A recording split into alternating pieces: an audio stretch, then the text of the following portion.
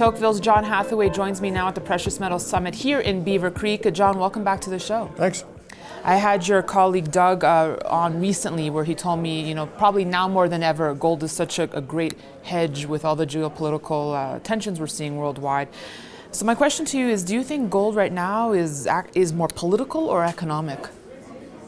It really is both. What a lot of people don't remember or even realize is that gold has outperformed stocks and bonds since 2000. And so day to day, you could say, well, it's the North Korean nukes that are driving it. And obviously there are things that influence it on a daily basis. But if you look at the longer term picture, gold has outperformed the S&P and bonds since 2000. So you have to ask yourself why, what's behind it. And the thing that's behind it is monetary debasement, which basically translates into radical monetary policies practiced by the Fed, the European Central Bank, and Japan. And that's really the common thread. So whatever pops up on a day-to-day basis may or may not be contributing to the interest in gold. But underneath it all, there's a much bigger force which doesn't get talked about, and that is monetary debasement that is a course that we have set upon, we being the Western world and even China and Japan. It's basically the value of money, what we think of as fiat money, has continued to decline. And that is really what I would keep the eye on. That's impacting gold the most? That's the most important thing by far. The other stuff is important, but it comes and goes. So you view gold as a currency? Well, it is a currency, sure. Well, I have people come on who think it's not. I have guests that come on who say it's a pet rock. I have others that say it's a safe haven. I know him. Talk to him, and people have their views. But yeah, gold is a currency. You look at central bank accumulation. They've bought more gold in the last couple of years than they bought U.S. treasuries. So they think it's money. They use it as a reserve, and it is a reserve asset.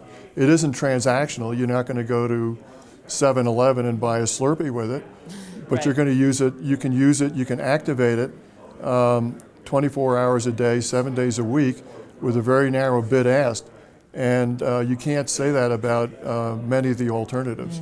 John, last time you were on, you told me you felt almost like a lab project of the Federal Reserve, or lab rat, I should say. We obviously have a very important Fed meeting concluding tomorrow. What do you think is going to happen here in terms of the interest rate environment? Okay. Nothing. There's all this drama about shrinking the Fed balance sheet. At the end of the day, they aren't going to do anything. They may say one thing or another, but they've put themselves in a corner that they can't get out of. If they try, they're going to destabilize the equity market. And basically, the market is where it is because the Fed and other central banks have been printing money. If they stop doing that, there's going to be hell to pay, and a lot of China broken, and our president is going to be very unhappy. And I can see, the Fed is independent supposedly, but we might even call that into test. So I really think that the Fed is a lot of talk and bluster, and I expect very little to come out of this meeting or meetings in the future. So where do you feel gold should be? Is this the right price range for gold? Well, let's not forget that what's traded is not gold. What's traded are surrogates, paper surrogates.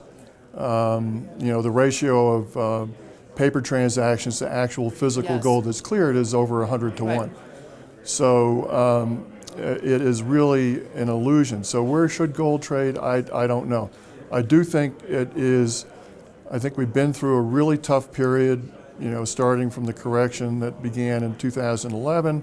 It ended about 4 years later, and we've been grinding higher for the last 2 years.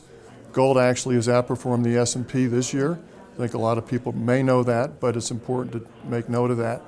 And so I feel like that the trend that was started back when radical monetary policy started back in 2000 is intact, and we've had our big correction. The base has been established for a move higher, and I think we're in a new bull cycle. All right, John Hathaway of Tocqueville, thank you so much for joining Thank us. you. Thanks for watching our coverage here from the Precious Metals Summit. We'll have much more for you, so be sure to stay tuned. Thanks for watching. Thanks, John. It was a pleasure.